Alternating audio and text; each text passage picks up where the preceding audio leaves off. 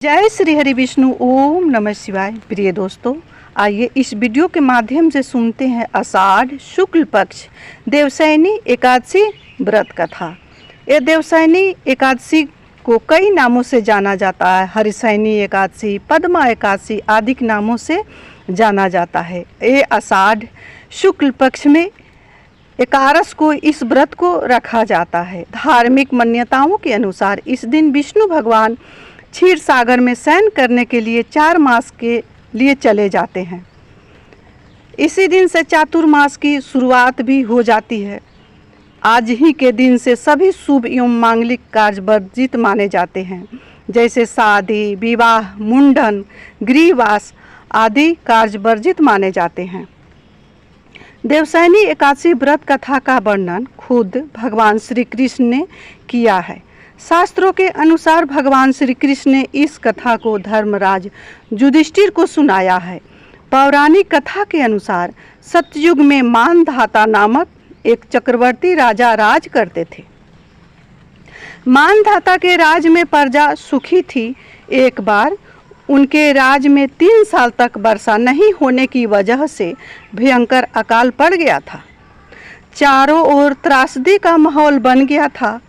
इस वजह से यज्ञ, हवन, पिंडदान, कथा, व्रत आदि कम होने लगे थे। प्रजा ने अपने राजा के पास जाकर अपने दर्द के बारे में बताया। इस अकाल से चिंतित थे। उन्हें लगता था आखिर उनसे ऐसा कौन सा पाप हो गया है जिसकी सजा इतनी कठोर रूप में मिल रहा है। इस संकट से मुक्ति पाने हेतु राजा ने सेना सहित जंगल की ओर चल दिए।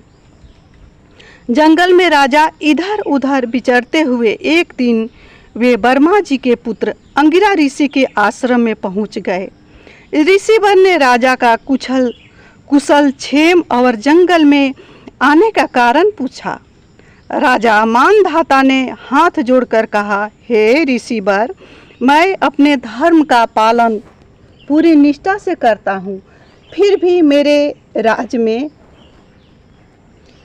ऐसी हालत क्यों है? हे विप्रवर, कृपया इसका समाधान करें। राजा की बात सुनकर ऋषि अंगिरा जी ने कहे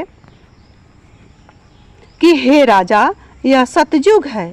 इस युग में छोटे से भी पाप का बड़ा भयंकर दंड मिलता है। महर्षि अंगिरा जी ने राजा मानधाता को आषाढ़ माह की शुक्ल पक्ष की एकादशी का व्रत करने के लिए कहा। महर्षि अंगिरा ऋषि ने कहा, इस देवशयनी एकादशी के व्रत के प्रभाव से अवश्य ही वर्षा होगी। महर्षि अंगिरा ऋषि के आदेश के बाद राजा अपनी राजधानी की ओर लौट आए और उन्होंने चारों वर्णों सहित पद्मा एकादशी का व्रत विधि पूर्वक किया, जिसके बाद से मूसलाधार बारिश हुई। वैवर्त महापुराण के अनुसार देवशयनी एकादशी के विशेष महत्व का वर्णन किया गया है। मान्यता है कि देवशयनी एकादशी का व्रत करने और कथा सुनने से मनुष्य की समस्त कामनाएं पूर्ण होती है। प्रेम से बोलिए विष्णु भगवान की जय, संवरिया सरकार की जय, राधा रानी की जय। प्रिय दोस्तों, इस कथा को श्रद्धा भक्ति भाव से सुने और कथा अच्छा लगे तो वीडियो को लाइक अवश्य करें, चैनल को सब्सक्राइब करें, बेल आइकन को प्रेस करें, जिससे मेरी वीडियो का न्यू नोटिफिकेशन सबसे पहले आप सभी के पास पहुंचे। इसी के साथ मैं अपने वाणी को विष्णु भगवान संवरिया सरकार के चरणों में विराम दे रही हूँ। मिलती हूँ अगले वीडियो में, तब तक के लिए इतना ही। आप जहाँ कहीं भी हैं स्वस्थ रहें, खुश रहें और खूब मस्त रहें। हर हर महादेव। जय श्री हरि।